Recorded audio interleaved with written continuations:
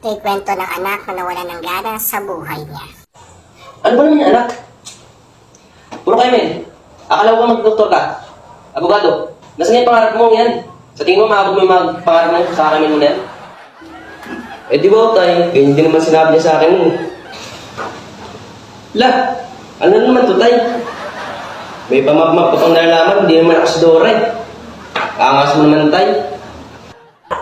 Anak, ayan ang mapa. Puntahan mo ang lugar na tago. Doon mo matatagpuan na kayamanan na tinago ko para sa'yo. At nagpatuloy siya sa paglalakbay. Lumipas ang araw, mga gabi, ulan, at bagyo. Pero nagpatuloy siya para makuha ang kanyang kayamanan. At sa kanyang paglalakbay, nakasalubong siya ng mga tao mabubuti at masasama.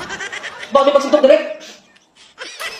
Sinuong niya rin ang dagat at mga bundok. Inakyat niya ang matataas na bundok.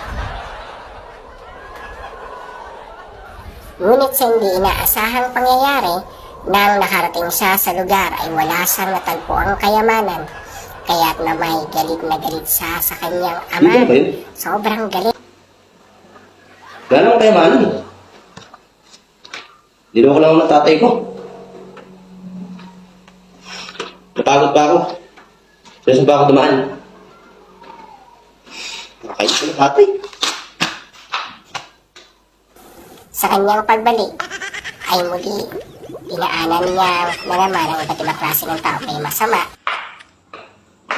Aray ko! Pangalawa mo na yan. Huwag mo akong mapundi-pundi. At mabubuting tao na Uy, tumulong sa thank kanya. you ah. Kaya naman sa kanyang pagbalik Tay, nandito na po ako. O anak, kamusta ang paglalakbay mo? Anak, pasensya ka na ah. Wala naman talagang kayamanan sa lugar na yun. Okay lang po, tay. Alam ko naman na ang kayamanan binabanggit nyo. Kaya matuto ko sa buhay na ang buhay sa labas ay puno ng pagsubok. Yan. Tama ka dyan, anak.